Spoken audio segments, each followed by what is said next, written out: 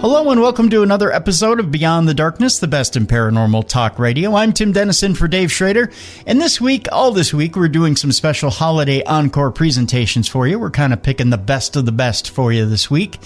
And this episode today, we picked a special one for you, the Reincarnation of Marilyn Monroe. Now, this case was brought to us by a friend of ours, and it was intriguing from the get-go. Dr. Adrian Finklestein was a doctor who was studying reincarnation, and he had some very special patients who, when he put them under hypnosis, had got some weird results, different weird results of people who had gone back to different eras and different famous people. But this person in particular was very different, very strange indeed. Sherrie Lee Laird claimed that she was the reincarnation of Marilyn Monroe, and she had some evidence to back it up, some very strange evidence to back it up. And Sherrie Lee Laird joins us in the later part of today's program, in the second part of today's program, to tell us what exactly she can bring forward to prove that she was Marilyn Monroe in a past life.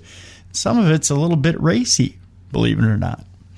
So without further ado, let's join that program in progress. First, it's Dr. Adrian Finklestein. We'll sit down and talk to him in this first part of the program here on Beyond the Darkness. There is a place that is spoken about only in whispers, a dark area that spawns the beginnings of urban legends, a place where anything can happen and usually does.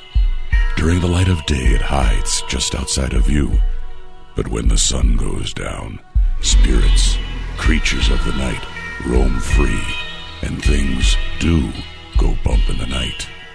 It is in every state and every country, and there is no escaping it, no matter how safe you feel behind your locked doors and latched windows. So we invite you to turn down the lights and turn up your radio while we join Dave Schrader and Tim Dennis, your hosts, on a journey into the darkness on the edge of town. Good evening and welcome to the Darkness on the Edge of Town Paranormal Radio Show. I'm your host, Dave Schrader, and wanted to welcome you all. If this is your first show, thanks a lot for tuning in with us here. I'm your host, Dave Schrader, along with me, my co-host and producer, Mr. Timothy Dennis. Good evening, Tim. Good evening.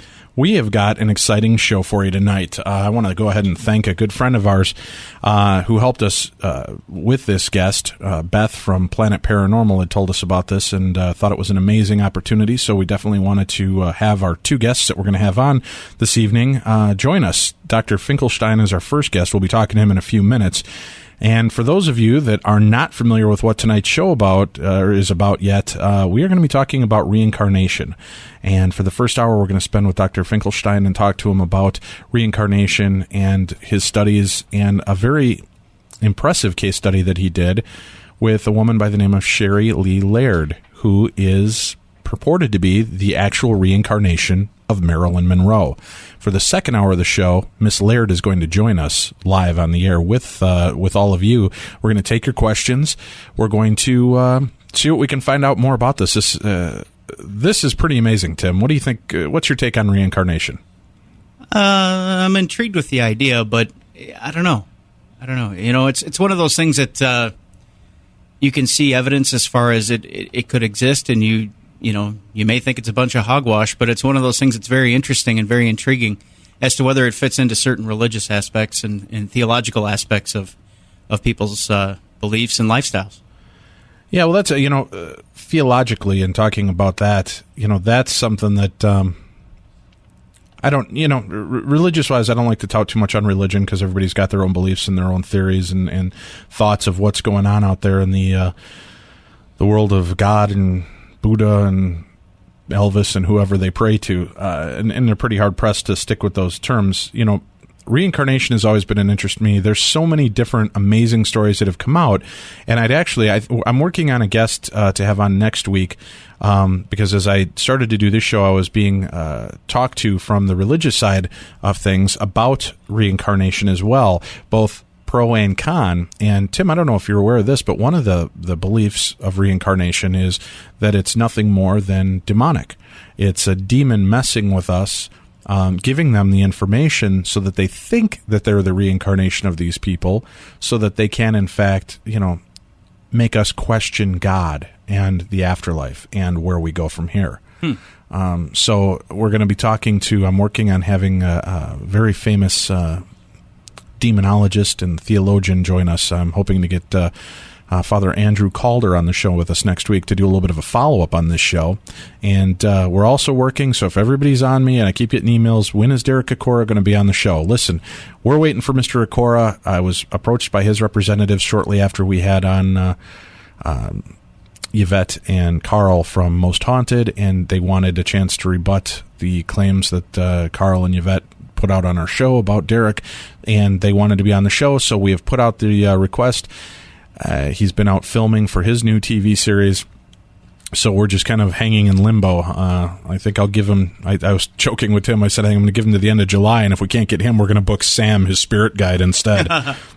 Right now, though, we're going to go to our first guest of the evening, and as I alluded a little bit earlier, our guest is Dr. Adrian Finklestein, and he is a board-certified psychiatrist, and he's been performing past life regressions as part of his practice for almost 30 years. And 6 years ago, Dr. Finklestein began working with Sherrie Lee Laird, who contacted him due to disturbing flashbacks of a past lifetime in which she appeared that she was Marilyn Monroe. And after conducting extensive past life regressions, Dr. Finklestein became convinced that Miss Laird is indeed the reincarnation of Ms. Monroe, and not only due to her memories, but also due to the presence of similarities in facial bone structure, hands, handwriting, voice pattern, linguistics, personality traits that exist between Marilyn Monroe and Sherrie Lee Laird.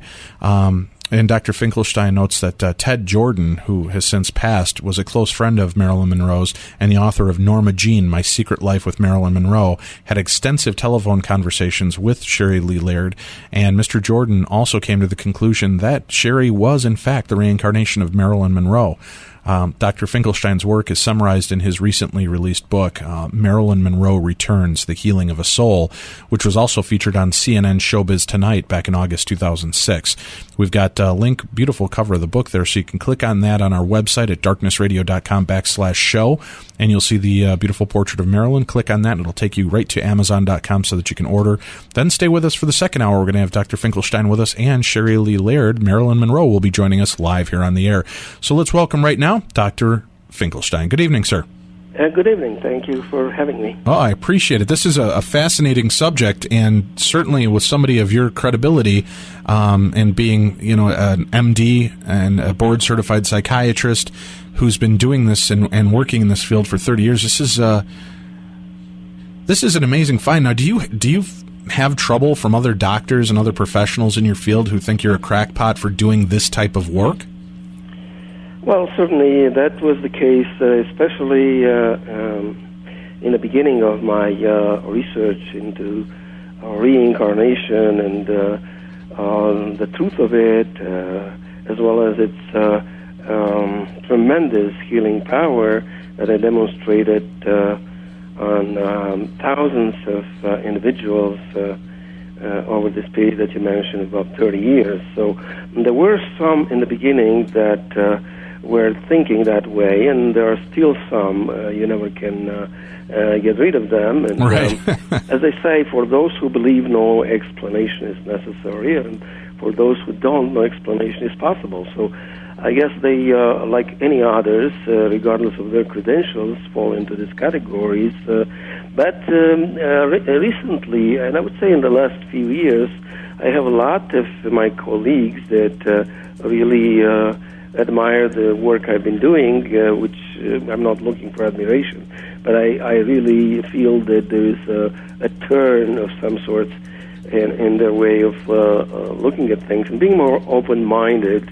And I really am very encouraged by that, because I think I shouldn't be the only one as a psychiatrist to do this kind of work, and I would invite the academic community to join me and to help in proving the truth of reincarnation and its healing power.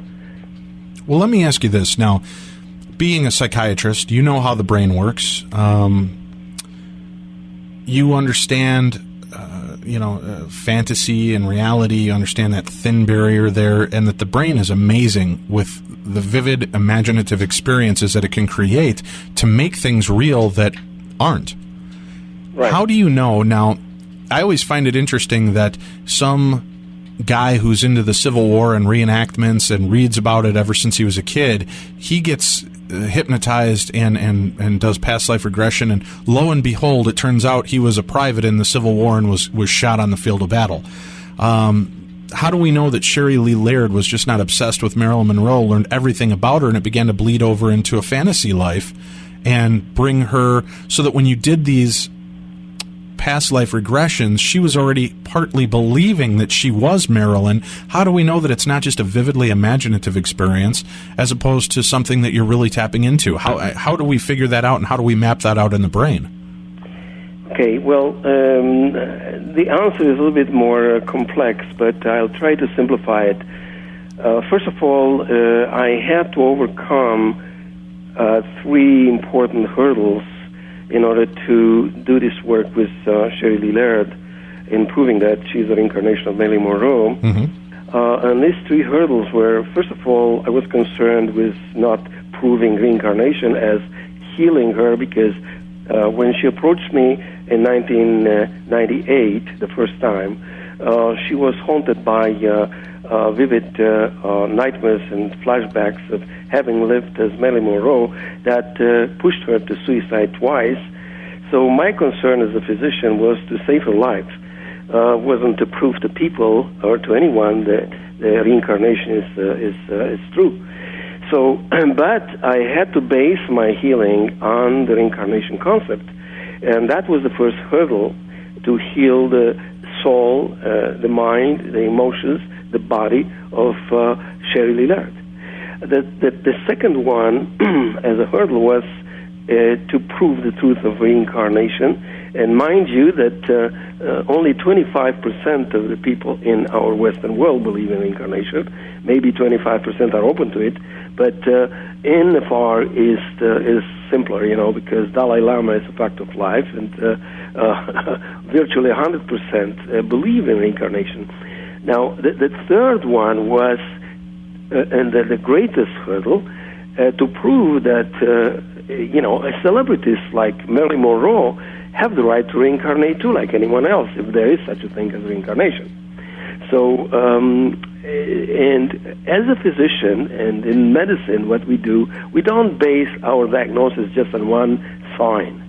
We need many signs that correlate with each other in order to make the right diagnosis, treat the patient, eventually help the patient. So in this case, there were like 5 categories of findings or of investigation tools that I used. First of all, and the most compelling, was the past life regression therapy. And you asked me the question, and specifically I answered it, that in order to distinguish between fantasy and reality, which is a little bit difficult, but anyway, in this process of hypnosis, in a somnambulistic state, which Sherrie reached very easily, and being in that state is like being under truth serum. So, during that state, I use a technique that's very well recognized by scientific articles in different, journals of specialty in hypnosis, medical hypnosis, and that is called selective amnesia, or specific amnesia that's induced in that state of very deep hypnosis, which is called somnambulistic. What do? You ask the person under that state to forget, to erase everything that person acquired artificially from books, magazines, films, internet, and you name it, any public record that has to do with Marilyn Monroe in this case, right? Well, let me ask you this real quickly, because we've learned this, especially with a lie detector test and things. Once, if you lie enough to yourself, you actually begin to believe your own lie. So if she has tricked herself for the last 20 years of her life that she is, in fact, the reincarnation of Marilyn Monroe, even if you try to dismiss this, if the mind believes that she is Marilyn Monroe, won't it ignore the suggestion you're giving for her to throw out all of the things that she picked up from books, movies, videos? I mean, there's a book out there called The Encyclopedia of Marilyn Monroe that was put together a number of years ago that is so detailed, so intensive. I mean, it has stuff that, you know, what she made in 1957 exactly down to the dollar, the name of her accountant and the name of her accountant's accountant, who changed the locks on the doors in her apartment. I mean, this has got so many details that if she had ingrained this and had told enough people and actually started to believe her own lie, couldn't that also have an effect or skew the response that you're getting when you're doing this type of hypnosis? Certainly it could, and I don't argue that, but when you do this kind of hypnosis coupled with other signs, as I mentioned before, you don't base your diagnosis or your conclusion on just one particular modality, then you find out that it's not so. So let me say this. Okay. There are two examples I can give that would contradict that assumption that she lied to herself. One is that in the winter of 1998-1999, I met coincidentally with a guy that was a movie actor in Hollywood, Ted Jordan, as you mentioned before. And, you know, and then I explained to him after a while, after I befriended him, not knowing about his connection with Marilyn Monroe. I didn't know that he wrote a book about her. Okay. So, and he was excited to talk with her. So I put them, with their consent, I put them in touch with each other, and they were gushing mutual recognition to me. And, among other things, something that didn't appear in public records, nobody knew about that, no matter how much it was written in the encyclopedia you mentioned, or other books, or other publications. And that was an event that they related to me independently, without knowing of each other. And that it was about having, you know, wild acrobatic sex one night when they got drunk. And she forgot her lipstick, which was bright red on the linen, you know. And when they woke up in the morning, they were painted surrealistically, you know, bright red, and they were laughing at that. And when they reported this to me independently, even before I put them in touch with each other, that really turned me around in terms of my belief that she's telling the truth or not. I felt she's telling the truth. Now, another event was in November, mid-November of 2006. I regressed, 2005, I regressed Sherrie Lee Laird, and she revealed to me an affair, a romantic affair with Tony Curtis. That was in November. Well, several months later, Tony Curtis himself recognized he had a romantic relationship with Marilyn Monroe, and it was never disclosed in any public record. So, and it appeared in Esquire magazine in January 2006. Tony Curtis confided about that he had like a 7-month relationship with her. So, but Sherrie preceded that. In November, she told me she described his private parts, and I'm not going to get into that right now. Oh, come on, Doc. Okay. There might be something paranormal about Tony Curtis's junk. Really, you know, sort of come to, you know, to say, hey, she didn't lie to herself. These are just 2 points, but there are many other situations, like, for instance, biometrics. I talked recently with a guy that is doing biometric measurements of the face bone architecture with precise mathematical, statistical correlations, ratios of different dimensions, between these, bones of the face. And he found a margin of error in many of the people that he did of less than 5%, which is statistically irrelevant. In Marilyn Monroe and Sherrie Lee found a margin of error of only 1%. So it's very interesting. Now, when but that's about physical look as well. Is that correct? Yeah, it's very much so, because you see, 97% of the DNA has not been investigated yet. Right. We know only 3%, and that's the map we know. Well, let me ask you this. Why do they feel, I mean, if you reincarnate, because I know there was a book, Tim, do you remember the guest we had on? Maybe you can look that up for me. We had him on last year. We talked about, he did the book on Lincoln to Lindbergh. And I can't remember his name off the top of my head. If you could look him up in our guest list. But he had basically talked about how their physical appearances match so much as well that he believed Lincoln had reincarnated into Charles Lindbergh, how their lives mirrored each other, their look was so similar. How is it that a spiritual form can manipulate the body so that the body actually begins to look like who they were in their past life? Because we have a false programmed belief that spirit and body are separate. Well, body is spirit manifest. In other words, what's above is below. And, and the genes really come from the spirit. We want to map them here in a limited sense, but they are in an unlimited sense in the spirit. However, in this limited life we have with limited time in this interview, etc., we have to sort of adjust to that, and we separate the spirit from the body. Well, the spirit is, whatever is in the spirit is in the body. And if we work at the level of the spirit, we can heal people much better. Unfortunately, we focus very much on the physical, and that's our downfall. But anyway. Now, you said that there were three methods, and you said the one was the hypnosis, the one was the biometrics, and what was the third then? Okay, yeah, I was about to say that, and I would just add something about hypnosis. Please. Hello? Yes, go ahead. Yeah. When the first time I was interviewed by Robert Welkos, senior writer at Los Angeles Times, for many hours, he wanted to make sure that it's not bogus. So he looked at the video with Sherrie being under trance, crying and sobbing when Jack Kennedy rejected her. It was so real. Under these states, people don't lie, even if they knew everything and they lied all their lives. Besides, Sherrie Lee Laird came across to me not like other beautiful girls that wanted to be Marilyn Monroe. On the contrary, she wanted to be herself. She didn't want to be Marilyn Monroe and suffer from her demons.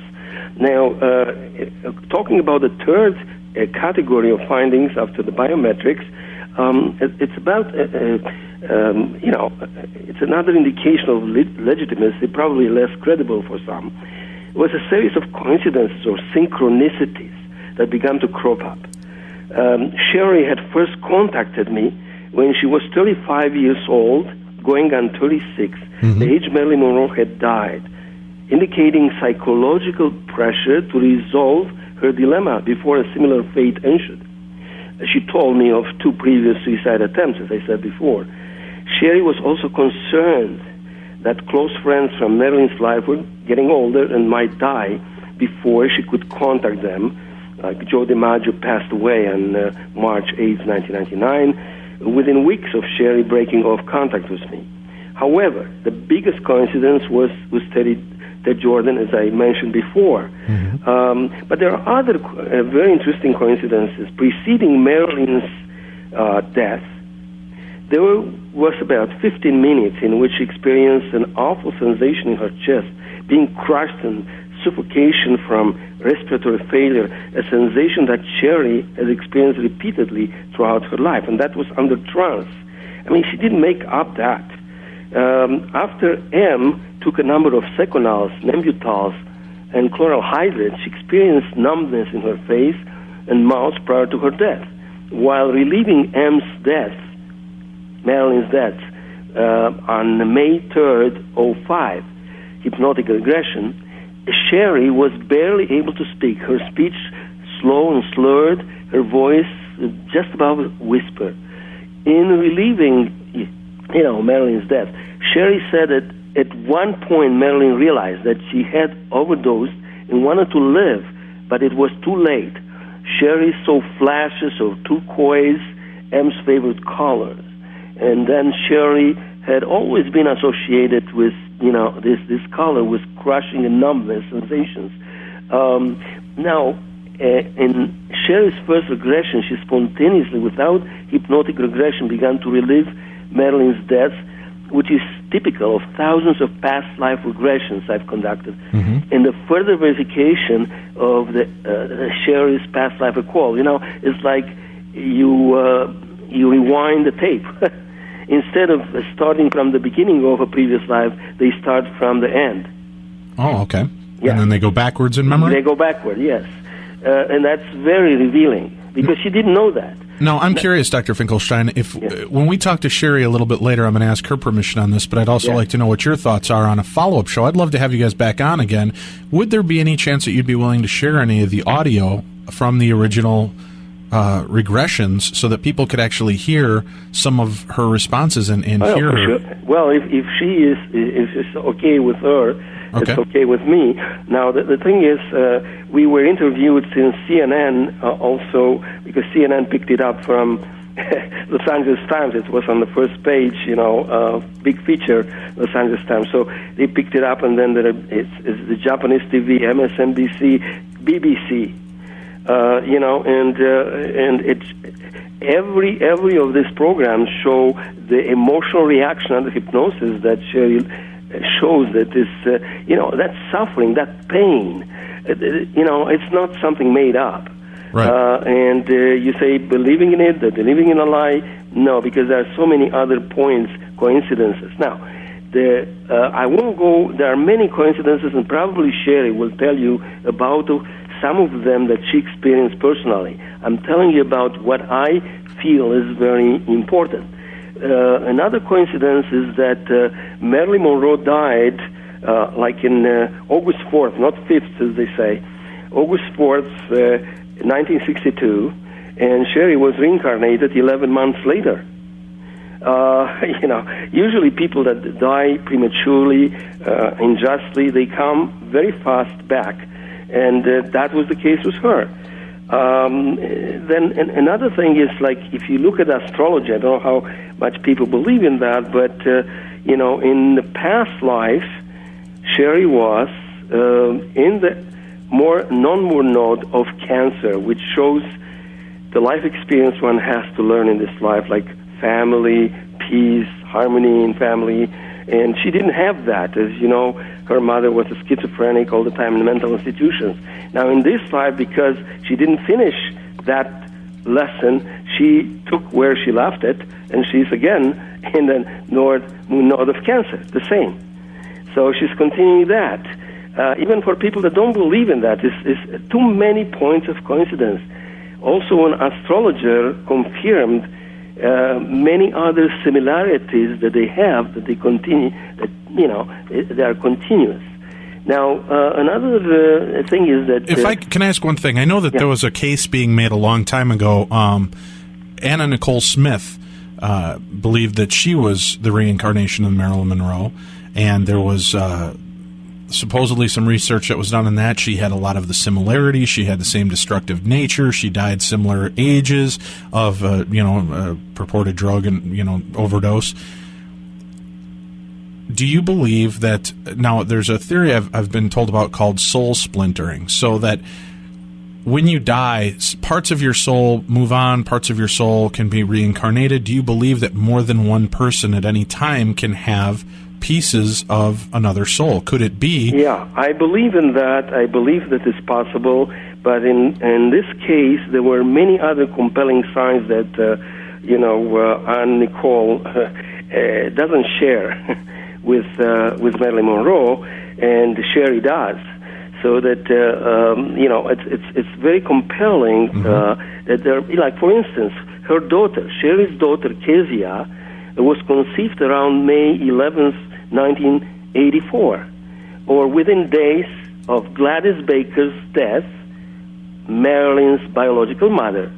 It seems like that immediately upon her death, Gladys made a reservation to be born to Sherrie, and Kezia was born December 11th, 1984, or about 9 months later.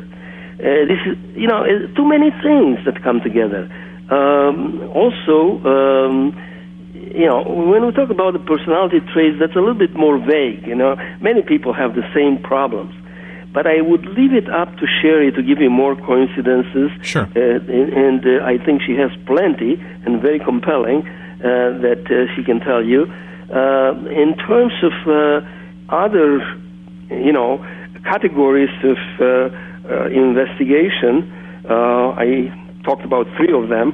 The 4th is, talking face-to-face with Sherrie as a psychiatrist and making a diagnosis.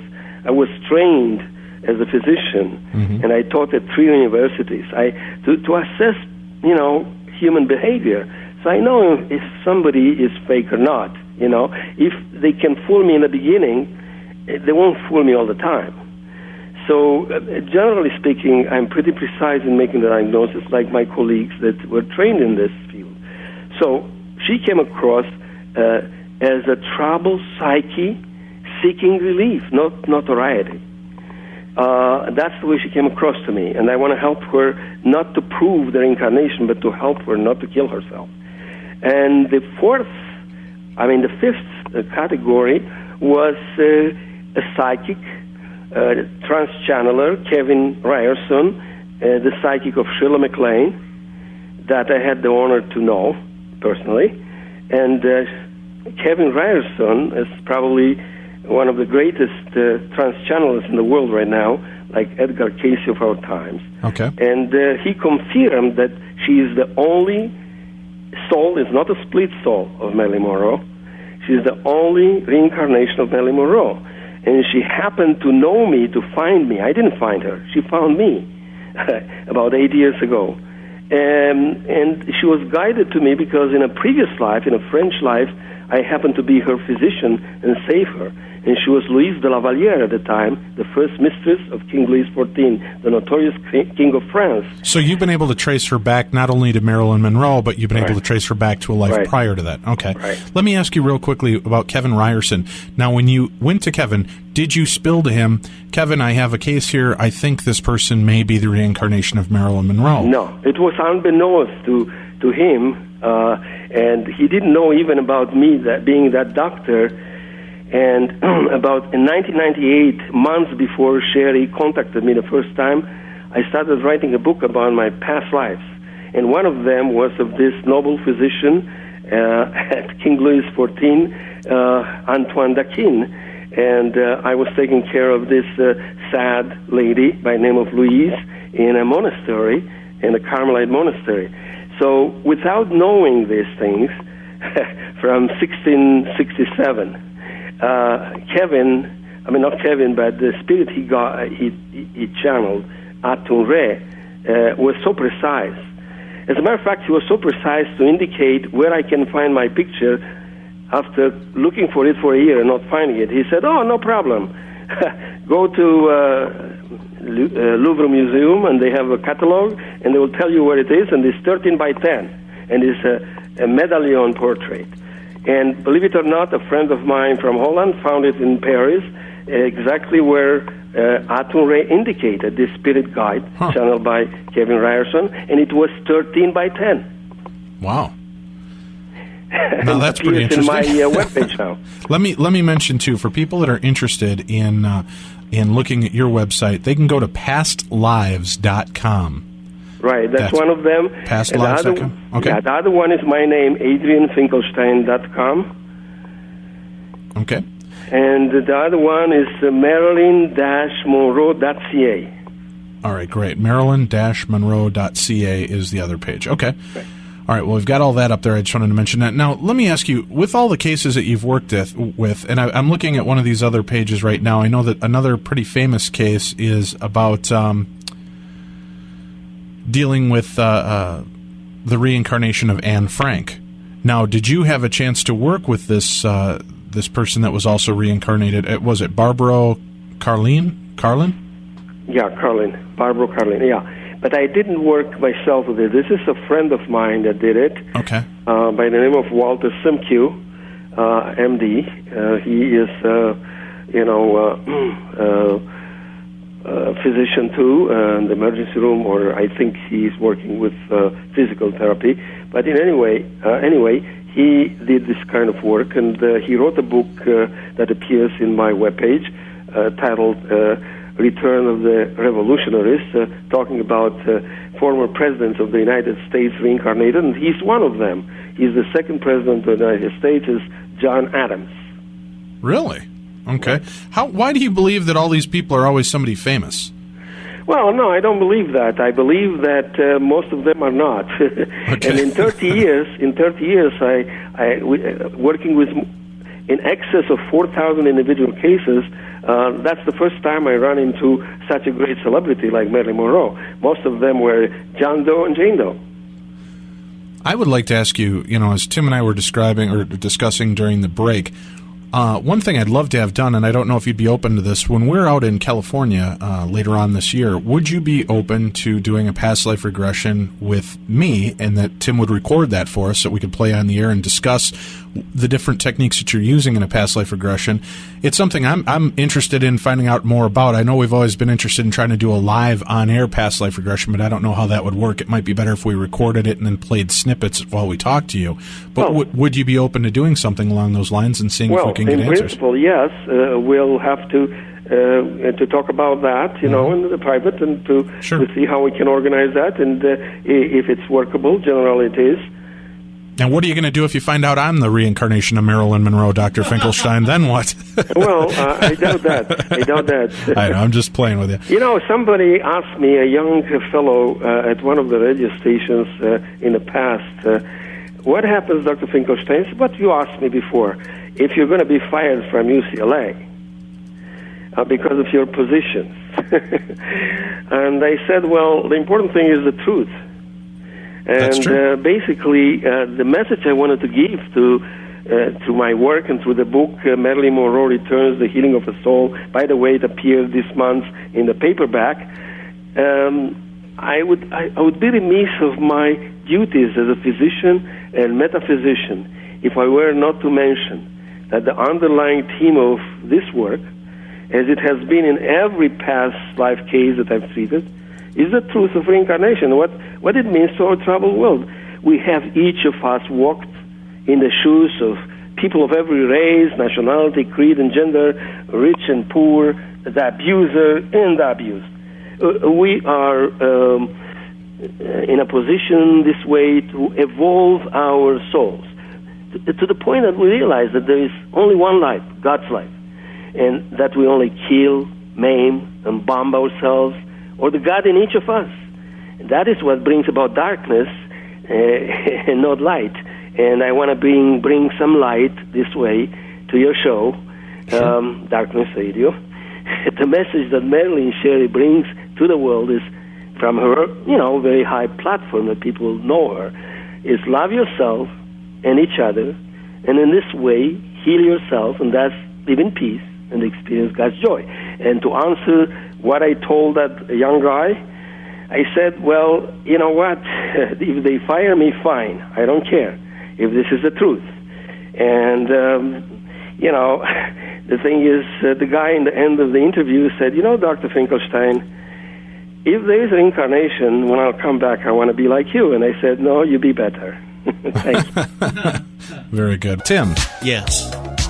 What are you thinking about all this? Reincarnation, is this opening up your mind a little bit more to it, or are you still as skeptical as you were when you came into this? A little bit. I do have let's bring Dr. Finklestein back in. Okay. Because I have a question for him. Dr. Finklestein, on your website, it states that, and this kind of relates to what Dave was getting to before we went to break, people think they're reincarnated as someone famous. And on your website, it states that people sometimes think they were somebody famous, but it turns out they could have been like a servant or someone who worked directly with, like, say, Cleopatra.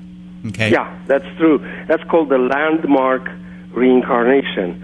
And, again, when we make a diagnosis, we have to rely on many signs, and certainly we take into account this, possibility.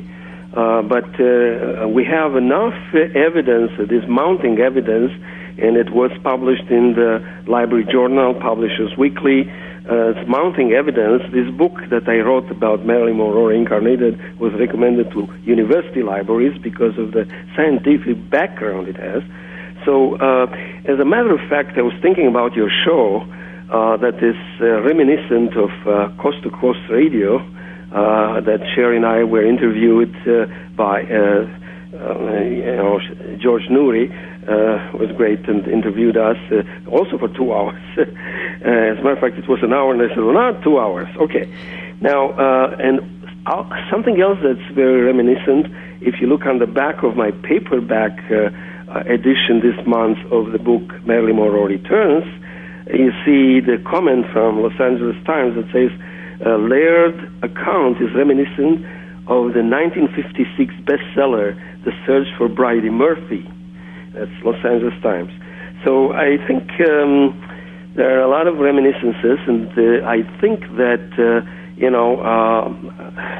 there is mounting evidence that most probably, in my view, there are three signs in psychiatry that distinguish between delusional disorder or lying and truth. And these three signs I teach to medical students. And they are: one, you take a thorough history, psychiatric history, and you find out if somebody is delusional or psychotic through that history. And that's something common, place. The second is that usually a psychotic or a delusional person, or somebody that's lying, would usually tell you things in a very fixed way. They believe in that 100%. Well, in terms of Sherrie and I, in people that are sane, in quotes, okay, they have doubts, and we had lots of doubts, as you'll see in the book, until the mounting evidence convinced us of the truth. So we didn't just say, hey, that's it. And the third is that, people that are delusional or psychotic, they will give you details of their delusions that don't match the outside reality. In Sherrie's case, hundreds of details under deep hypnosis were revealed to my, surprise and amazement, and backed by corresponding emotional reactions. So, this is something that you find in a psychic or spiritual experience, which is normal, and is not psychosis, is not delusion, and is not lying. So, Doctor, by those details that Sherrie gave you, was that enough to cement it for you that she came back truly as Marilyn Monroe? Maybe not somebody who was a maid of Marilyn Monroe, a friend of Marilyn Monroe, or somebody close, like a family member, who would know those details? No, because there were so many things, like in bed with Ted Jordan, with the lipstick, with Tony Curtis. I mean, things that don't appear in public record. She couldn't have learned that. So I think there's enough compelling evidence from the biometrics that I mentioned before, with the 1% margin of error. The coincidences that abounded. I mean, there are hundreds of them. I just quoted a few of them, and Sherrie probably will tell you more. But and then my evaluation of this patient, and the fact that we didn't plan to prove reincarnation or reincarnation of celebrities. What we want to do, we embarked on healing the soul and body of Marilyn Monroe, reincarnated if she's Marilyn Monroe, but basically we wanted to heal Sherrie Lee Laird. When you're doing this, now let me ask you this. metaphysically, we know that we are nothing more than an energy-based being, both physical and spiritual, correct? Well, could there be a chance, and I just want to explore these thoughts and what your thoughts are on things like this, could there be a chance that, like a radio transmission, Marilyn Monroe floated around out there and attached herself to this spirit, to this body? Could it be, for lack of a better word, possession by Marilyn Monroe as opposed to actually being Marilyn Monroe? Or could it just be that maybe, what if Sherrie is just very sensitive psychically and she was able to dip into Marilyn Monroe's psyche and what happened to her? She's replaying and reliving these things like a television set tuned into that frequency, picking up the signal that is Marilyn Monroe. Does that make sense to you at all, Doctor? Yeah, well, that's a possibility, but still would not explain the astrological coincidences, for instance. Okay. That cannot be explained that way. Sure, okay, that's a good point, too. I was just wondering. Yeah. Now, let me ask you keep mentioning the healing. So, I am the reincarnation of Mark Anthony, and I'm going through all the same kind of crap he did in his life. What can you do now to help heal my soul from, being murdered, 1,000 years ago? What exactly are you going to do in your practice? We have about 4 minutes left. What can you do to help heal people like this? Well, the only thing to do to facilitate a person to get in touch with one's true self, to find out what is debris and junk, and get it out of the void, because we're all created as void in the image of the biggest void, and that's when we're happy. And then we have lots of memories, thoughts, this energy you're talking about that was contaminated with a lot of negativity, and negative emotions, negative experiences from this and other past lives. But I think that the moment you come in touch with that past life, and in this life also you find out what the negativity is, you perform exercises of letting go of that negativity, switching that energy where it properly belongs into the positive in you, into the light rather than darkness. And this way you're headed into being that void again, free of all these debris, all these memories that are painful. And this is a process. Now, during the hypnosis, many times people act so dramatically, like Sherrie Lee Laird, that at least 50% of the job, or even 60, 70% is done just by that abreaction of feelings, getting them out of the system like poison. Okay.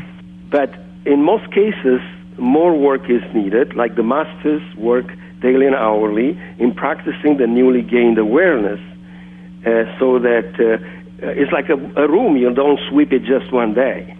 Right. Right. You have to come back to it and to sweep it until it becomes, more or less a second nature, and the sweeping is not that thorough because the room is clean. All right, that makes complete sense to me. Now, we are going to take a break in about 2 minutes. We're going to be going away, and we're going to bring Sherrie Lee Laird on the phone. We're going to try to have you two on at the same time. As I've mentioned in the past, we have some troubles with our phone. You'll be able to hear me. I'll be able to hear you. She'll be able to hear me. She'll be able to hear, but I don't know if you two will be able to hear each other. So we're going to keep you on as long as we can, and if we can communicate thoroughly between each other, and if not, we'll let you get flying. But again, for people that would like to talk to you or read more about you, why don't you go ahead and give out your web addresses again? Yeah, the web address is pastlives.com, and it's adrianfinklestein.com. Okay. And it's marilyn-monroe.ca. Okay. And then people can look on there. You can also, again, the full name of your book is? Marilyn Monroe Returns, The Healing of a Soul. All right, and that is available now in paperback as well, correct? Right. All right, excellent. Well, Dr. Finklestein, thank you very much for an amazing first hour. We're going to put you on hold here. We're going to come back after the top of the hour and have with a little bit of luck here, Sherrie Lee Laird, a.k.a. Marilyn Monroe, on the phone with us. So stay tuned to the Darkness on the Edge of Town Paranormal Radio Show. We're going to be taking your questions live in the chat room if you'd like to go there as well. Join us. You can simply do that by clicking on the live chat link in our Listen tab. So please join us in there. We are taking your questions. It's going to be an amazing ride. I'm glad you're here to share it with us. Tim? Reincarnation, what do you think? I think we should maybe set you up for the live past regressions. Since I'm already kind of a believer. What do you think? I probably was nobody in a past life and probably aren't anybody now. You're going to turn out to be the guy that made the banana and peanut butter sandwiches for Elvis. What do you think? Ooh, I'll be the maid. Yeah. Ooh, that'd be sweet. Sexy. All right, well, stay tuned. You're listening to the Darkness on the Edge of Town Paranormal Radio Show. We'll be back to bring you more into the light right after this.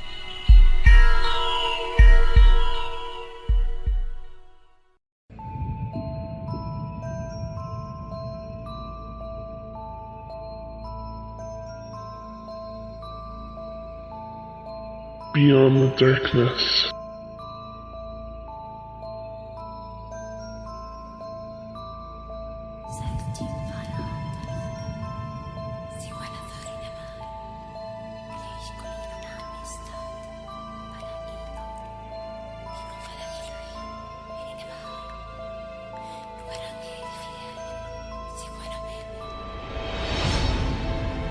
Welcome back to the best in paranormal talk radio, Beyond the Darkness. I'm Tim Dennis.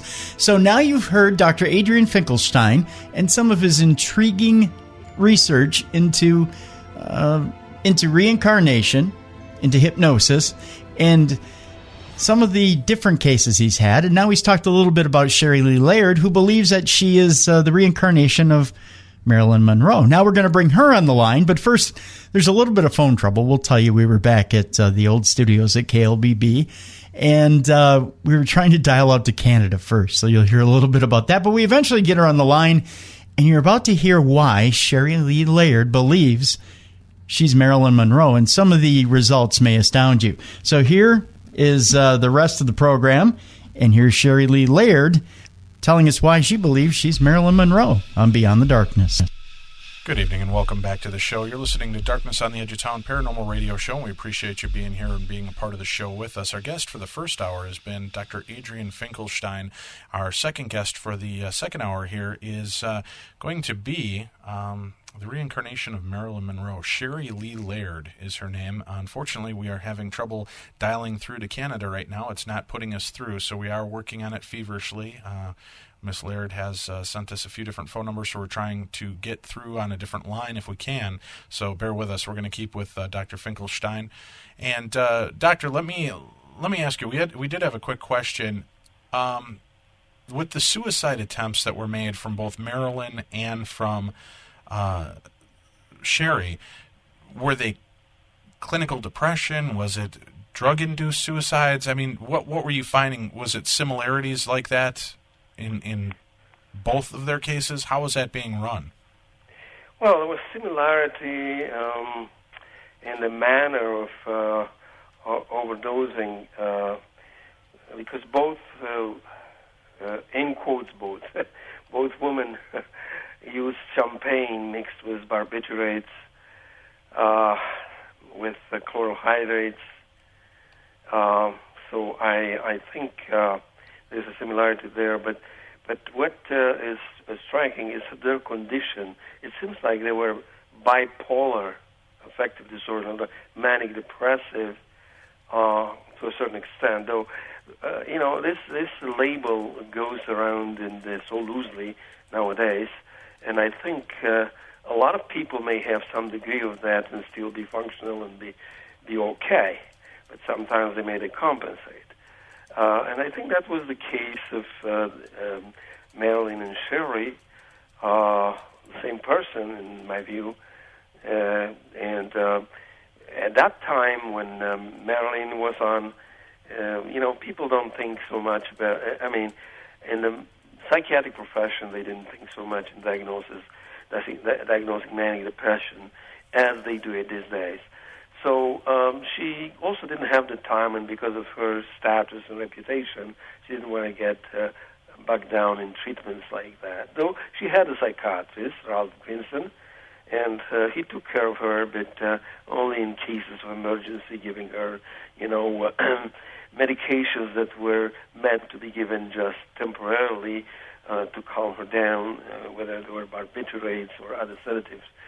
So I think that her condition went untreated, basically, or mistreated, not because of the fault of the doctor, but because of the pressures that Marilyn was under to be in her, status of being, the world sex symbol, and she didn't have time and energy to invest into a real treatment. So the same thing with Sherrie. I can see the similarities. She ended up many times in a psychiatric ward, and she acted out like Marilyn, throwing things, and she attempted suicide like Marilyn on several occasions, and she suffered a great deal. I mean, this what really made me feel so proud and relieved is that I achieved something with Sherrie Lee Laird. Basically, she achieved it. I was sort of a facilitator with her, and what was achieved basically was, and I can only hope that the effect of this sensational case history will convince readers and medical professionals to take the subject of reincarnation, past lives, more seriously, and to consider the karmic and traumatic effects of those lives and our present health and well-being. But as a physician, and this is what I want to emphasize, what was and is foremost in my mind is the therapeutic healing of my research subject. Today, seeing her more adjusted and healthy in pursuing her singing career are the main fruits of this inquiry. So that's my main focus, is healing. And healing not just Marilyn Monroe, because if it helped Marilyn Monroe, it can help anyone. People would say, hey, this is another pretty book about Marilyn Monroe, 700 books of biography. No, this is different. This is what Publishers Weekly said. It's different, it's unparalleled, because it's about the incredible story of the reincarnation of Marilyn Monroe and the healing above all. So I'm so glad that now she doesn't attempt suicide. When they interviewed me in BBC in January this year, I was in Niagara Falls, where Marilyn made her first successful movie. I was with Sherrie there, and they filmed us. That was my main contention, that she's not trying to commit suicide anymore, and I was laughing at it, because this is something to laugh at. Now, do you think that what was plaguing Sherrie and plaguing Marilyn had to come from the previous life before that? May have been some of the depression and anxiety and want to be loved from when she was just the, kind of servant back in you said it was in France, right? Well, she wasn't a servant. She was the first mistress of King Louis XIV from 1661 through 1667. 6 years, and it's amazing. Another coincidence, she had a relationship with Jack Kennedy, according to what I found under hypnosis, that lasted also 6 years. Oh, interesting. Okay. So you think, though, that were they both carrying the scars from her being the mistress and maybe feeling the unrequited love then? Because Marilyn seemed to go throughout her entire life just seeking to really be loved, to find that one love where she wasn't second to anybody else. Do you feel that maybe that was what was causing all the pain for both Marilyn and for Sherrie, is that they were just carrying the original pain of the mistress? I think there is a very strong connection there, and the way Louise de la Valliere dealt with that problem was taking the vow of celibacy and becoming a nun. That was in 1667, after the king rejected her based on false accusation leveled at her for her meddling in affairs of state. And very similar. Again, another coincidence with what's happening with Kennedy and Marilyn, So, but the thing is, she became a nun. And there is where I met her as a physician, Antoine Daquin. She was very depressed, almost committing suicide. She was almost schizophrenic. And I treated her for about 3 years, and she was saved. And as a result of that, she recommended me to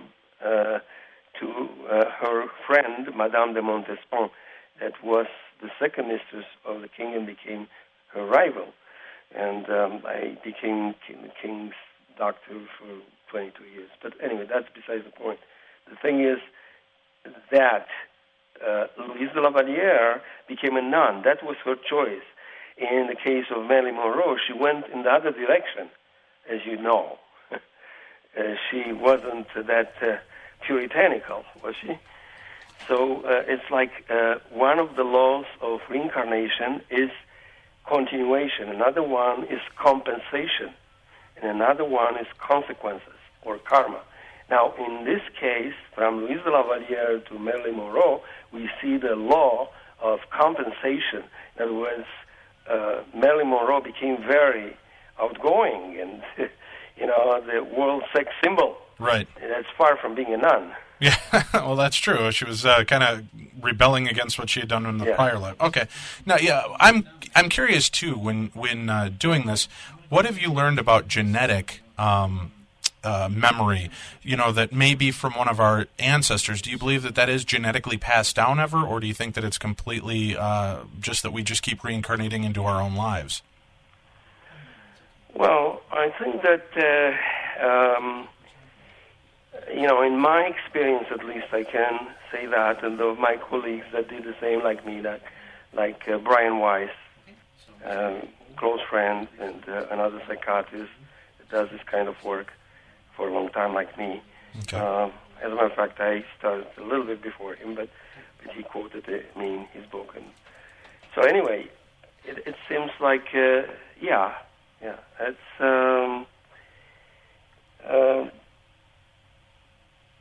I think I would be affirmative to your question. Okay. All right. Well, we were able to get on the line here while we were talking to you. We've got our guest for the second hour, Sherrie Lee Laird, is joining us now. Sherrie, are you there? Yes, I am. Great. Well, thank you very much for joining us. Oh, you can hear her? Sherrie, can you hear Dr. Finklestein? Hi, Doc. Can you hear me? I can just hear you a little bit. Okay. A little bit. I hear you also a little bit. Yeah. Like you're in Canada, I'm in Santa Barbara. Oh, nice.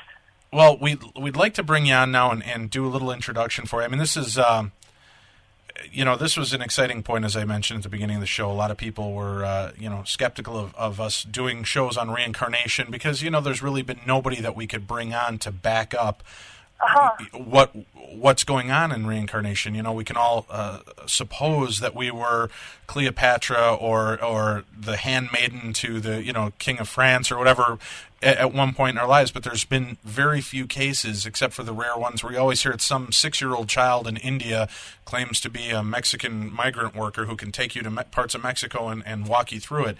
And actually, in your case, and for all of you that are just tuning in right now, our guest right now is Sherrie Lee Laird, and Miss Laird sought out our first guest, Dr. Finklestein, after she started experiencing disturbing, these intrusive flashbacks of her life as Marilyn Monroe.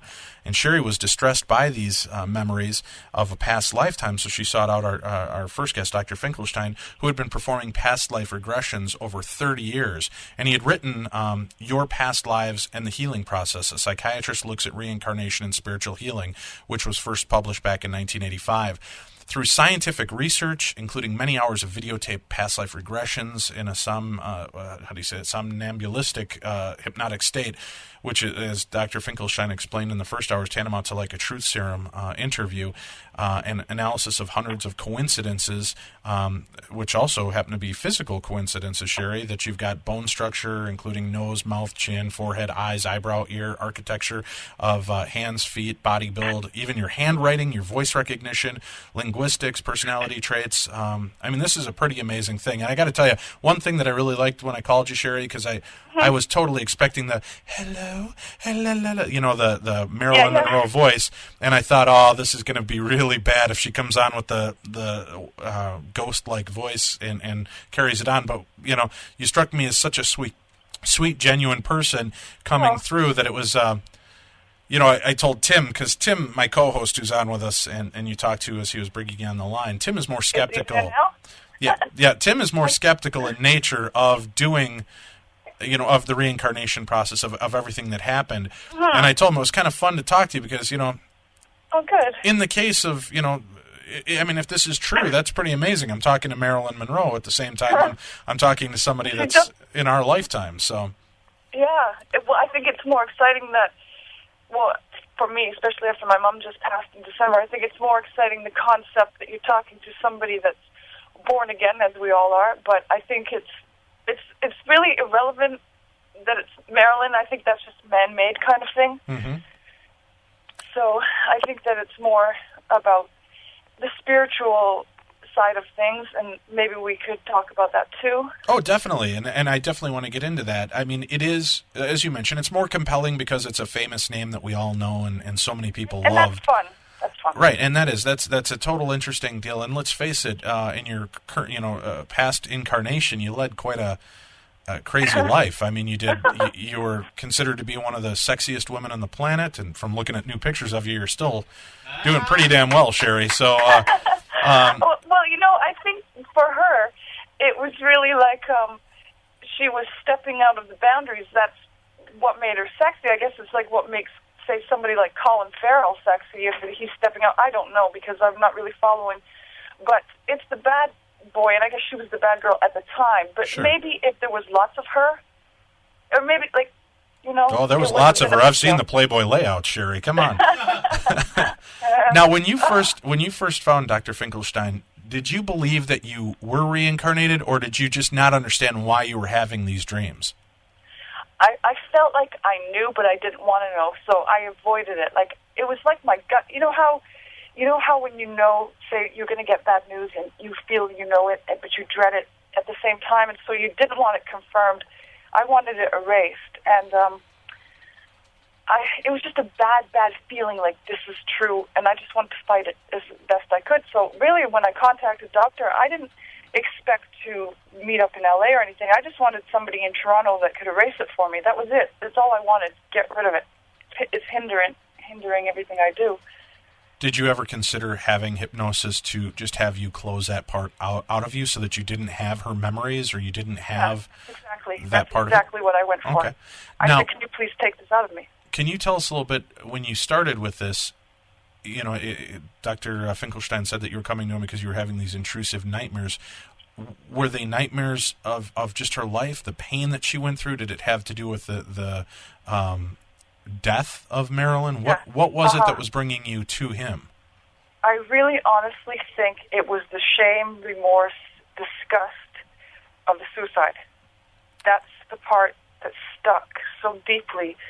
The other stuff that was traumatic was I was always tied to shame, and it was always tied to regret and feeling like I could have done more, been more. Why? It was like regretting such big cop-out. And as I say, I just wanted it for it to be gone, and I just said, please, somebody help me. Like, I mean, this is horrible. I can't live like this. Every day, something would pop into my head. Oh, and remember this, and remember that. I was like, shut up! Like, okay. I just want to live, you know what I mean? I want to try and live my life because I've always wanted to be a singer, and coincidentally, so did she, and they knocked her for singing, and the whole Sherrie thing. She played a singer named Sherrie. It just always, it was all tied in. It was like, I can't be me if I can't be her. I can't be her, me, like that. So your healing really began in trying to figure out how to meld your lives together and become accepted with both of these lives, correct? Well, that was something Doctor trained me to do, because when I wanted to get rid of it, he said, that's not really the healing way. Running, you can hide your head in the sand, etc. But that's what he did for me was made me face it and release what I guess you would call emotional pus, because that's really what it was. It was built up, psychic energy and stuff. Sure. Because, you know, because we're physical and everything, but we're also spiritual. Like, there's no doubt about that, right? So Definitely. we're trapped. Well, Dr. Finklestein, let me ask you one thing. When people come to you with this malady, if I don't want to call it a malady, but I mean, when they're coming to you with this problem and they want to release, is that a common deal? Everybody just wants you to make it go away, make the past lives go away? Or block it? Well, they want to get rid of the problems that stem from the past lives, that's for sure. And if the past life is wrought with a lot of misery, like it was in the case of Marilyn Monroe, they want to just not be that person at any expense because, hey, they don't want to suffer from the demons of being that personality again. Sherrie, when you were going through this, you said that you suffered through so much of the shame and the regret.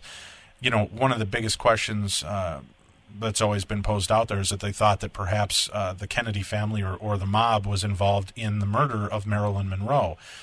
You seem to be 100% sure it was nothing more than suicide.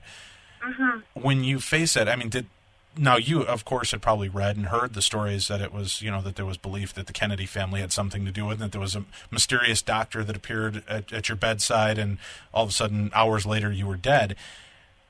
How have you... I found out...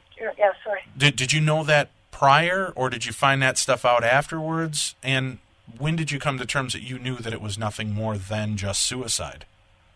Well, I had the flashbacks to the suicide, but when I started reading about it, I'd seen all this sort of, conspiracy theories and everything, and I just thought it was getting dumber and dumber.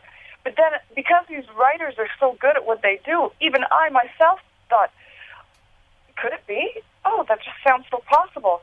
But the more regressions I did, and the more I knew, and the more that I was brought to the surface, it was just plain. It was really simple. And past behavior predicts future behavior. She was a person that mixed pills with alcohol regularly. She was a person who thought of death continuously. I know this. And the Kennedys, she was mixed in with all these people, and that was the times. Mm-hmm. No different than, say, somebody like some of the rappers in a crowd, doing bad things and stuff, but they're good people, etc., whatever. But, she was around those people because she was around the Rat Pack, all musicians, all singers. However, the Kennedys had better things to do with their time than to kill this woman, because they were so pro-life and they were so pro-results. And there were so many ways to deal with Marilyn that didn't involve them injecting her full of stuff. They could have easily sweet-talked her to make her not do anything. So that stuff is all built up. I didn't feel any connection like that. Granted, I felt she started to get mad at them, but I don't feel that they would ever, that doesn't cross my mind. See, what I find is so interesting is that you refer to her as a totally different entity, like you're just doing research or like you've written a book about Marilyn, but not that you are Marilyn. I also think that was a habit of hers, and it seems like I can't get out of that because I basically think that's the way she referred to herself, so whether that's just... Do you think that's because she kept separated, or you kept separated, the fact that Norma Jean was still Norma Jean and Marilyn Monroe was nothing more than a costume? I don't think she was either of them. She didn't like Norma Jean. That really, when I regressed on that, she was very annoyed with her as well. And I don't think she liked Marilyn too much either. She was really looking for something still. And I don't think she ever would have been able to attain it because she didn't really know what she wanted, because if she would have the family life, that would have made her unhappy. If she would have even more success, that would make her unhappy, because she always knew that right after that success was something else waiting to be had, more important, like a life and having some kind of things that would make her feel more self-worth and more self-sufficient inside. So really, I feel that was her fate. I don't think there's any way out of that. What became of Marilyn. And sort of, I have to say I appreciate it, because then I have my life, and I have my daughter, and I have things that she wanted, and I feel like I'm trying to do more, and I'm trying not to be so self-absorbed as she was, I've got an interesting question here from somebody that emailed in to me. Joni would like to know, when you're... now, you have a child of your own. Mm-hmm. And that was something that Marilyn strived to have and always kind of felt empty because she had miscarriages, I believe, and was not able to produce a child. When you had your child, did you feel the overwhelming sense of relief, like, okay, I passed a milestone, I did something beyond Marilyn, I was able to finally reproduce, this was something, I mean, was there this... I don't know if I'm posing the question, but did you get a sense of relief as Marilyn that finally you were able to carry on and have a child? Well, I'll tell you one thing. I was absolutely sure out of nowhere that I couldn't even have a child. I don't know why I grew up thinking that. There's no way I'm going to be able to have a child. I guess in that regard, I was shocked. So I was 3 months along with Kasia before I even realized. I was like, every time, even when I had missed period, I was like, well, I'm not pregnant. There's no way. I was consumed with the thought this was impossible. So I think that sort of lingered, but with Kasia, there's more to the story with the book, and I don't know if I bothered mentioning it, or I think it's out there in the news anyway, but Kasia was born 9 months to the day of Marilyn Monroe's mother's death, to the exact day. And the thing about it was, there's been a great deal of regression on Kasia and who she is to me, but even when she was little, when she was 3 years old, I was always saying, oh, who are you? You're like my mother or something. I always said that to her.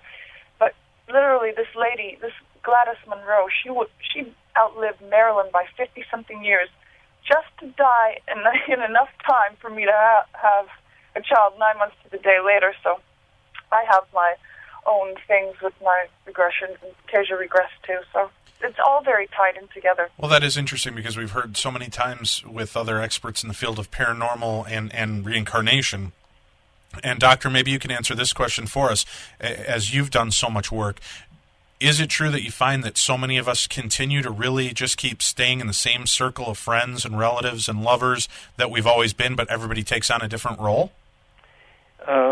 That's correct. It's very true. And we come in groups, come back and reincarnate on the schooling ground, which is Earth in this case.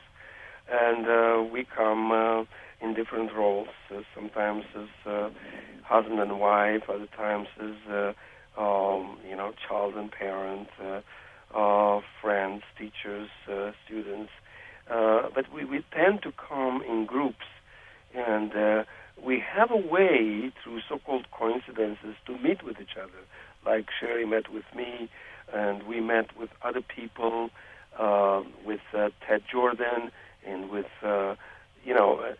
and Tony Curtis comes into play, and so forth. It's like there are groups of people that come, usually in the same geographical locations, in order to work out unfinished business. Now, Sherrie, one thing I've got to, this is strange. Dr. Finklestein was mentioning to us in the first hour, some of the memories that you're able to come through with, were of a sexual nature. And with as promiscuous as Marilyn seemed to have been in that lifetime, I would say that probably has to be one of the most disarming things for you to have to relive is thoughts of Tony Curtis, Sinatra, Jack Kennedy, Bobby Kennedy, whatever pops through. I mean, does that ever do you ever just try to turn that party off and think, God, just let me not think about this for a night? Well, it's funny. There was just certain people that really appealed to me and others that didn't, that they claimed she liked so much. I really got annoyed with Jack Kennedy, and I didn't call him Jack. I didn't even know Johns could be called Jack, because I think that's an American thing. And with me living up here, with Tony Curtis, I had a crazy thing for him, and I just knew. And see, I was the one that regressed and told about the affair, and then in Vanity Fair magazine, he, without knowing that I had already previously divulged that information, he said he did, and I totally confirm what he said. Have you tried to contact Tony Curtis? I have, and I've told him, because he rescues horses from Shiloh Farms, and he takes different animals and everything, and I've tried to reach him from that regard, and I've told him, Tony, you don't have to run from this, and besides, he's getting older, and one of my biggest regrets was not, I ran from it, and I could have tried to contact people. Sure. And I really So you have actually spoken to him? No, I've talked to him only on an email back and forth, and I think we have a mutual friend that's trying to get a hold of him, but I think he's afraid, and I think that's, that's standard with people who are aging, you know what I mean?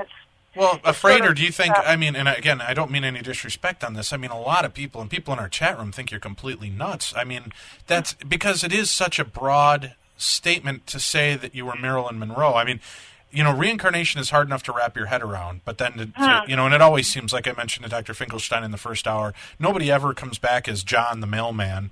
It's always, I was Napoleon, I was Washington. Or, I know, but the only stories we ever hear is there's 100 George Washington reincarnations out there and 100 Napoleons, and you know. You can totally spot the ones, like, honestly, I found that so far, anybody that's ever said they've come forward, other people have told us, they always disappear. They say it and then they're gone. It's just like they need a release. Obviously, they knew her.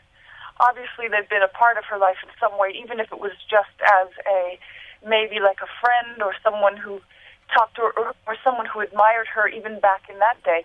But I'm not really a Marilyn Monroe fan, so it's hard for me to feel that way. So it's hard for me to even picture saying, oh, I was somebody that I wasn't, because I don't want anything that's not mine. And that's how I am, even with my own personal belongings or somebody else's stuff. Like, I wasn't raised that way. I don't think like that. And for me, reincarnation was just a no-brainer. I just never even thought of it being not true, even as a small child.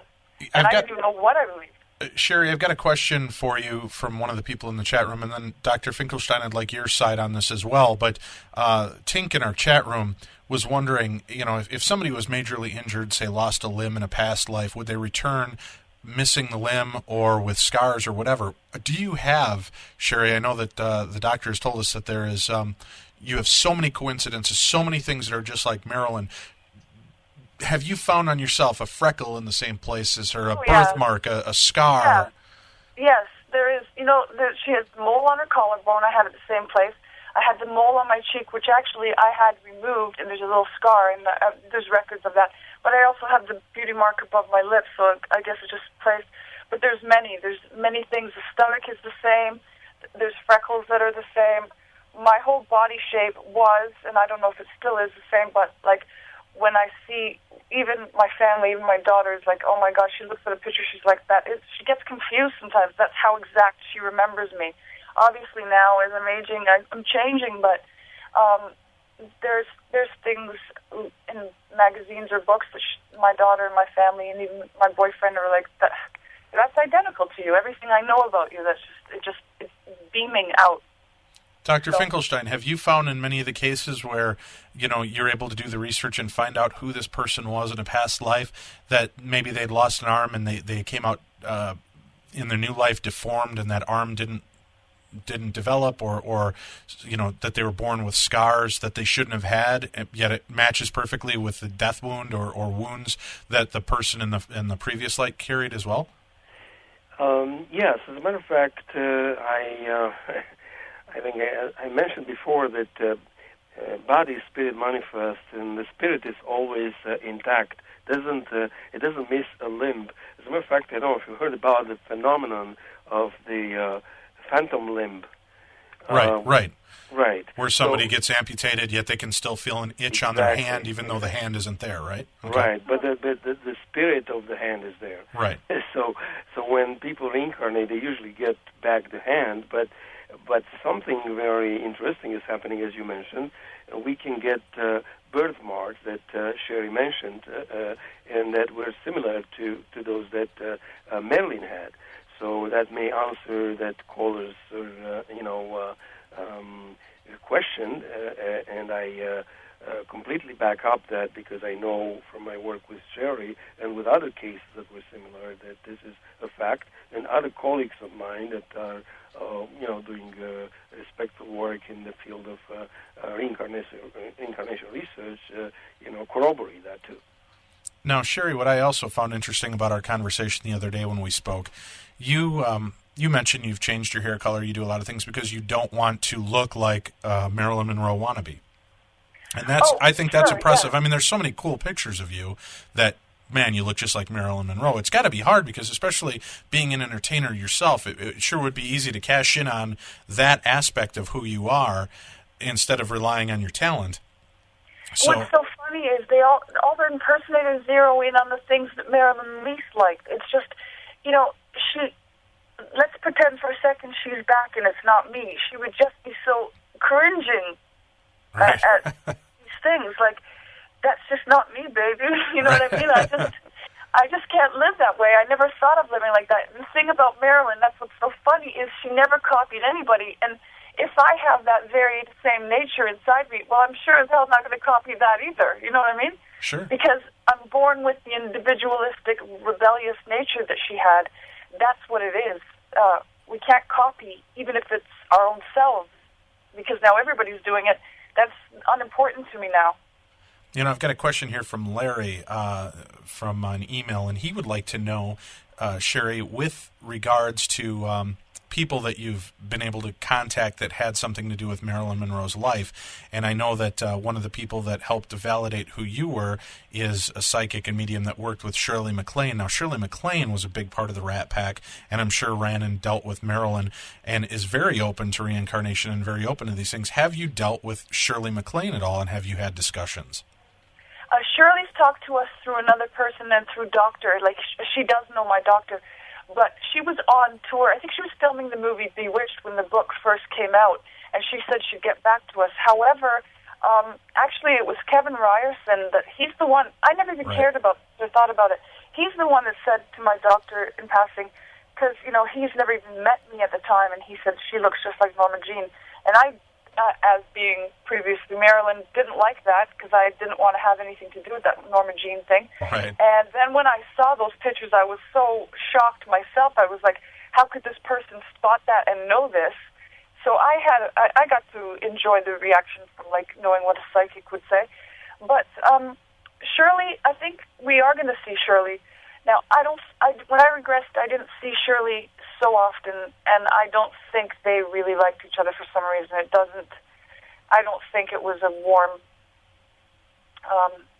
connection. Sure. Then. Well, I would guess, from everything I've read, Sherrie MacLaine is also, you know, a big starlet, and you guys were probably at the same time hitting pretty big and dealing with the same people, and egos being what they are, you know, running in the same packs. I would guess it would be kind of a competition, not only for the men, but the roles.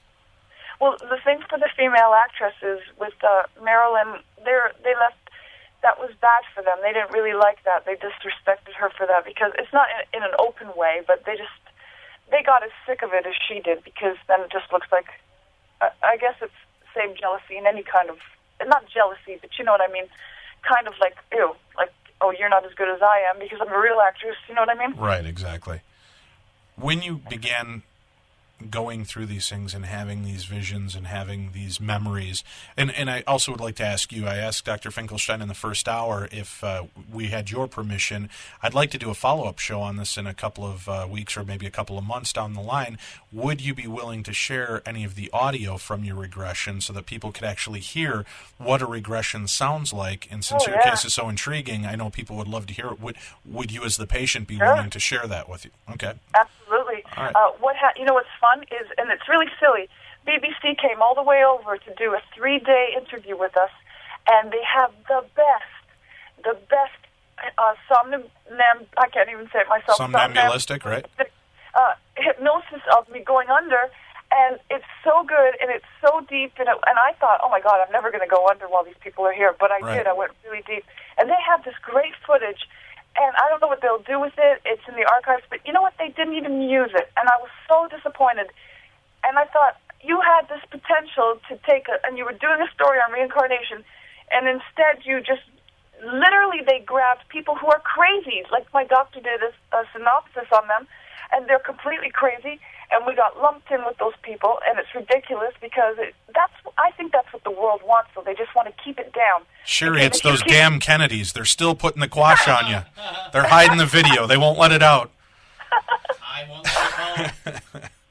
For sure. Now, dealing with all the stuff that you've dealt with in this, too, you've come to terms. I know that Dr. Finklestein said the main thing was learning to heal and heal that. Now, have you embraced yourself as Marilyn and Norma Jean? Have you embraced that part of you now? Do you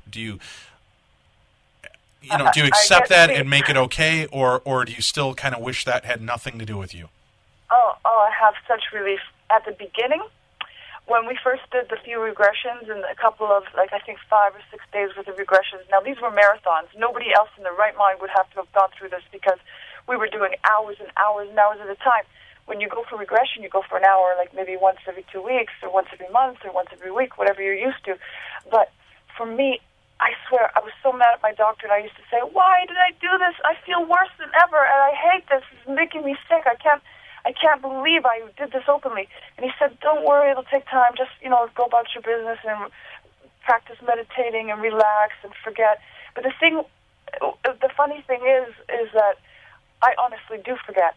I'm so consumed with just our music and our bear, going on the trips for the animal rights. These things, like just now, I forgot tonight's interview. I apologize for that because I actually forgot. I was like, oh my God, it's past 12, and I was like Cinderella. I ran. That's okay. You're just carrying on Marilyn's tradition of always being late. We expect that from For sure. Everybody knows about it. It really is a deep-rooted thing. Well, that's all right. I understand that. That's okay. We were having trouble dialing through anyway. So you used to say everyone is early, that I'm late. Yeah, exactly. Now, you've got, Dr. Finklestein, when you're doing the regressions for people that have these deep-rooted problems, how many do you find that actually once they own it, that they were this person in a past life, and that it's something from a past life, give in and just give up like the person in the past life did? Is it more people are looking for help and will actually accept the help, or do they just think, oh my God, I'm so screwed up and this is crazy, I'm just going to, kill myself or end it now? Well, it depends on the case. It goes case by case, but in Sherrie's case, I think she was terribly motivated to get rid of the demons of Marilyn Monroe, and especially when they pushed her to suicide, and she was desperate when she contacted me in 1998. And as I said, I was listening with an open mind. By that time, I had more than 20 years of past life regression experience, and it didn't surprise me, but it had a different twist of she claims she's Marilyn Monroe. So, but I listened with an open mind to her very sad story, and she came across to me as a troubled psyche seeking relief, not notoriety, like other hundreds of young, beautiful girls that step forward and pretend to be Marilyn Monroe or impersonations and so forth. She didn't want to be one. She wanted to be herself. Now, Sherrie, let me ask you this. And this is a question that's coming from our chat room. We have a very skeptical listener, Shay, who's very skeptical of the whole reincarnation scenario. And what she's curious about is, at first you were trying to hide this from yourself and you thought maybe just something else was going on. When you started working with a doctor who believed in you and suddenly there was a book coming out, did it ever cross your mind that, maybe this guy is just using me as a form of furthering his career and his name? Did that ever cross your mind, or did you honestly did you believe that you were the reincarnation? Because I would guess skeptically natured, you might stand back and wonder what, and Doc, I don't mean that as an aspersion against you either with this question. I'm sure Shay probably does, but I don't. But meaning the fact that, she wasn't seeking notoriety, Sherrie wasn't, but it sure looks good for you to come out with a book to back up a book that you'd already previously written, and all of a sudden now you've got one of the most biggest and famous stars in the world that you're able to bring out. Let me get Sherrie's answer first. Sherrie, did you ever worry that he was exploiting you by doing this? Oh, absolutely not, because first it was going to be a chapter anonymously, but then the lawyer that my doctor talked with said, well, how are you going to show the similarities? And she came up with some really good points, and so we thought, okay, well, we'll do one chapter, and we'll show the similarities, but we'll sort of keep me in the background. But it's so silly, because when you take a doctor who studied for 35 years outside of the box, there are a few special people who change the world and who color outside of the lines, and my doctor just happens to be one of those people. And what he did was you don't take a man who's in 35, 40 years in doctor business and then he waits till then to seek fame. That kind of thing shows up very early in your career. Like, people who are ambitious in that regard go for it, I lived with this for 25, 30 years before I contacted my doctor. I just couldn't take it anymore. That's the bottom line. I felt like I was going to die. I attempted suicide. I knew that I would die, and I wanted to know why and how. And I had sought out other people, and I didn't type finally in the internet when I found out that actually internet how it was and how it worked. I typed past life and sufferings. I didn't type past life and Marilyn Monroe. I wasn't seeking that. I didn't care. I wanted it out of me. I think that it's destiny. I think it's timing. I think that Monroe wants to be forgiven, and I think she wants to have a chance to... You see, this is the funny thing is, the people that idolize Marilyn, they forget that she believed in reincarnation. She believed in occult. She believed in psychics. She had the most open mind. So the people who have the closed mind, I don't know why they're praising Marilyn. They don't believe in anything she believes in. No, that's a good point. Now, Doctor, what's your side on that whole aspect of it as well, that Sherrie came to you not looking for the notoriety, but suddenly there's a book out, and this has got to have lifted your persona as well in the field. Do you take much... Oh, no, and I understand that. Yeah, I'm with you on it, but I just mean that's got to be, do you catch much hell from people because they think you're just using this case or using a woman who may be having delusions and making a career and a name for yourself? Do you get many problems with people dealing you with that?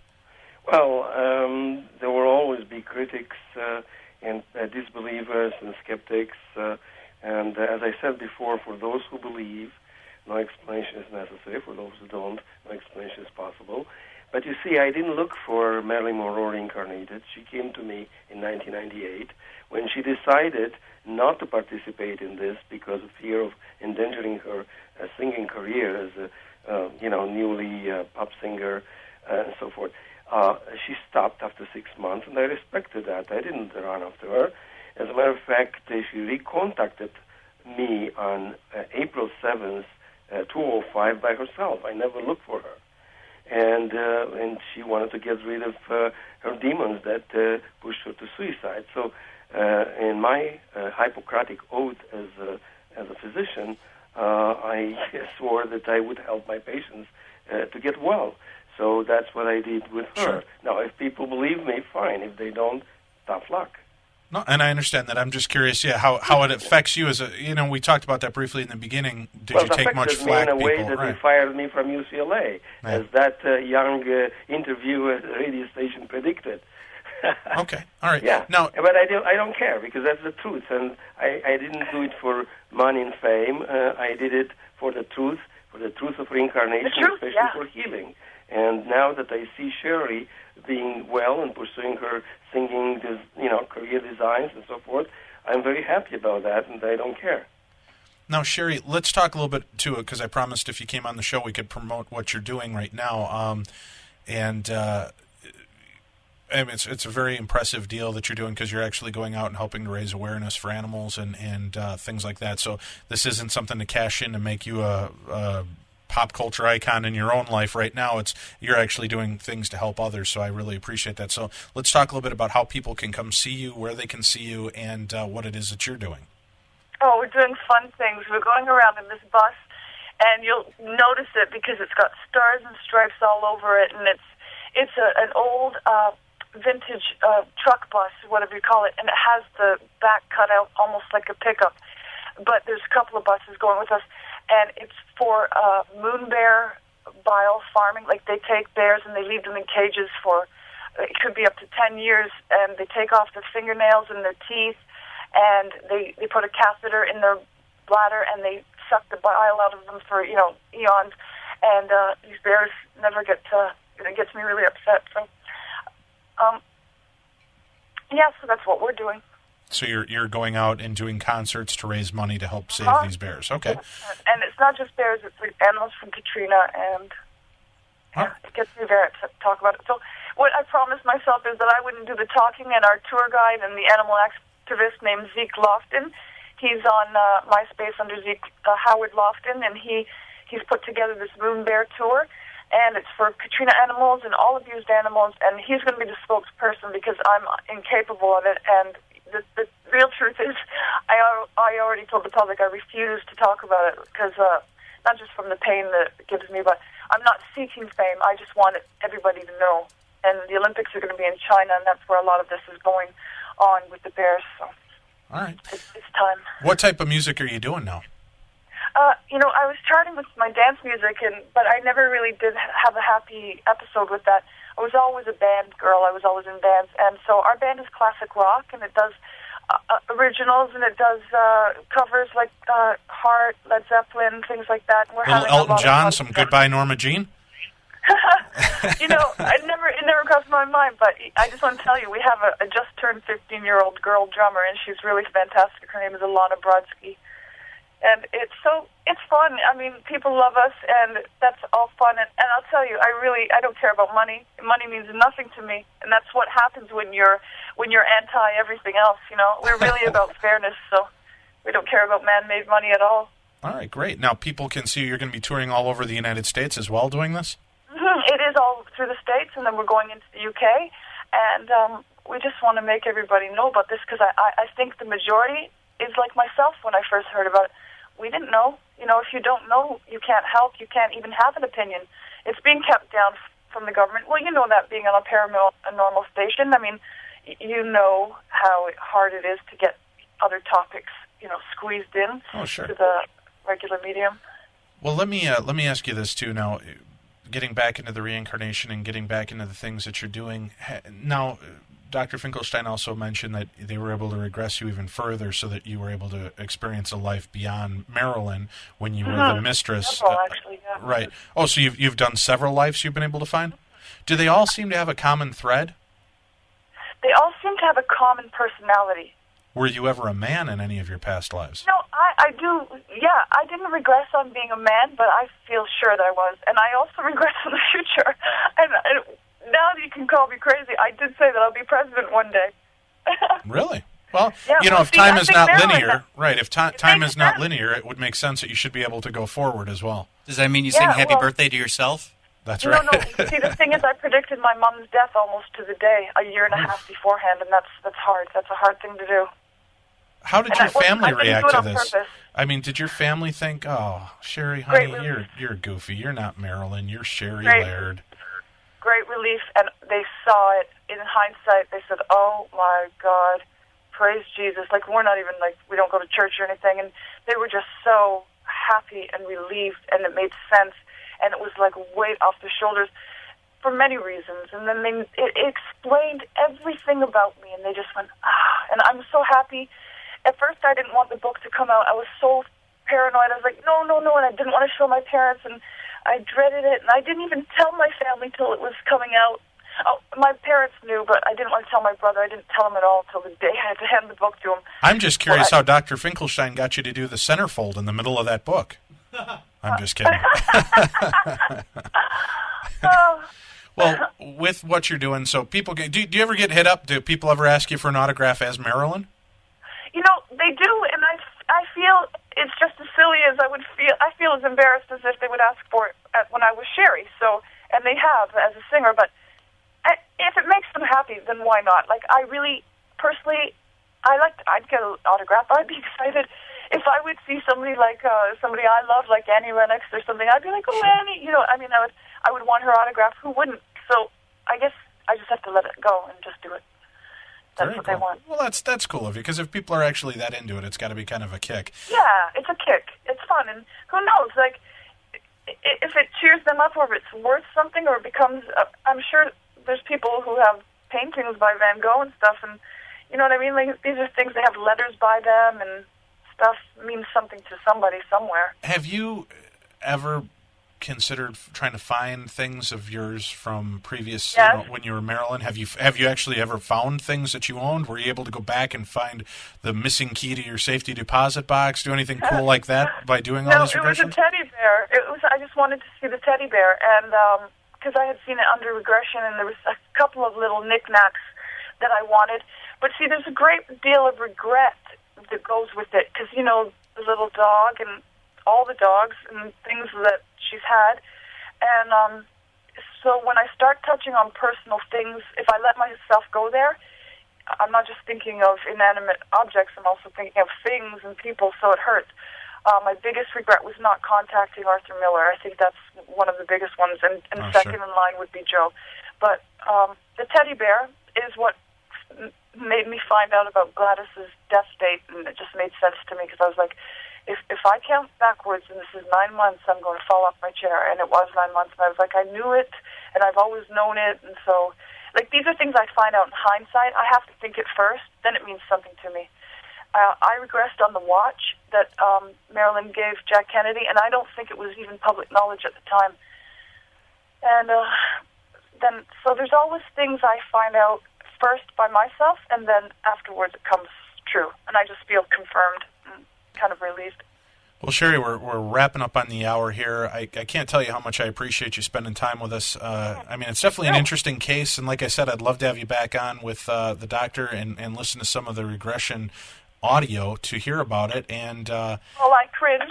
Well, you cringe, yeah, but I mean, it's interesting, and I think people might get more out of it by listening. I mean, the cynics, as the doctor says, there's nothing you can do to convince the disbelievers to make them believe. Oh, yeah.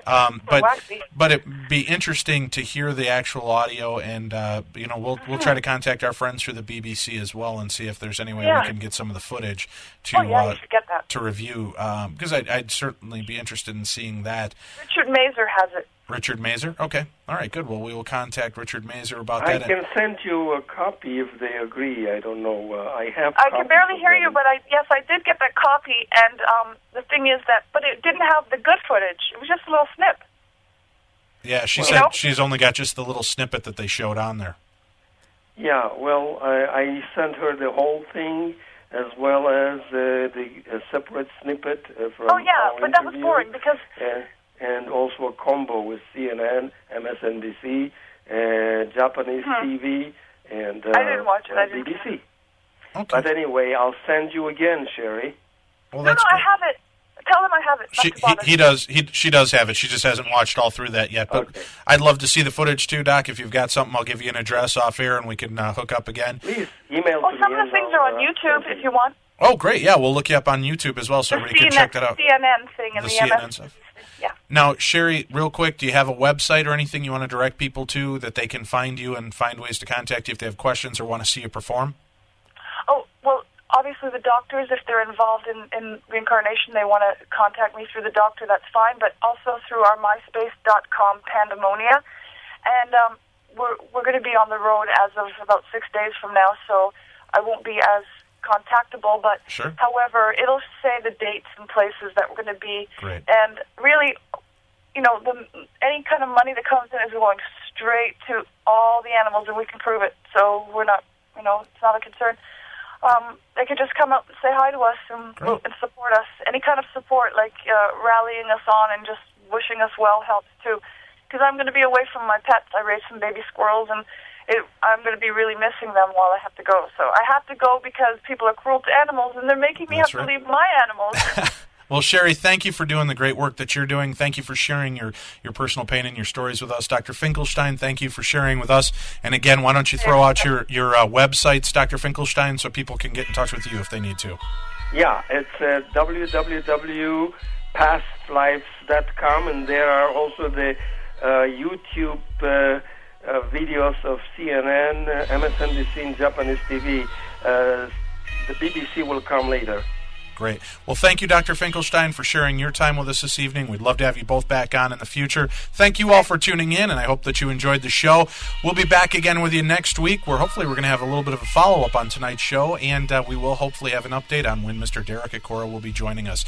Until then, thanks for tuning in. This is Dave and Tim from Darkness on the Edge of Town Paranormal Radio Show, www.darknessradio.com. So there you go. What do you think? Is Sherrie Lee Laird the reincarnation of Marilyn Monroe? Do you believe that Dr. Adrian Finklestein is actually getting down to people's past lives through hypnosis? Let us know what you think. You can email Dave at darknessradio.com or me, Tim at darknessradio.com. Give us your feedback on the shows. We'd like to know what you think. We thought this was a very interesting episode of Darkness Radio, so we wanted to give it back to you. Holiday Encore presentation, one of our favorites. Be sure to tune in tomorrow for another Holiday Encore presentation. We'll leave it a little bit of a secret, a little bit of mystery, a surprise gift, if you will, during the holiday season as we continue to trudge on towards the new year. We're hoping that 2018 is going to be a happy new year for you as well. In the meantime, we'll see you tomorrow. Same time, same channel right here on the best in paranormal talk radio. This is Beyond the Darkness.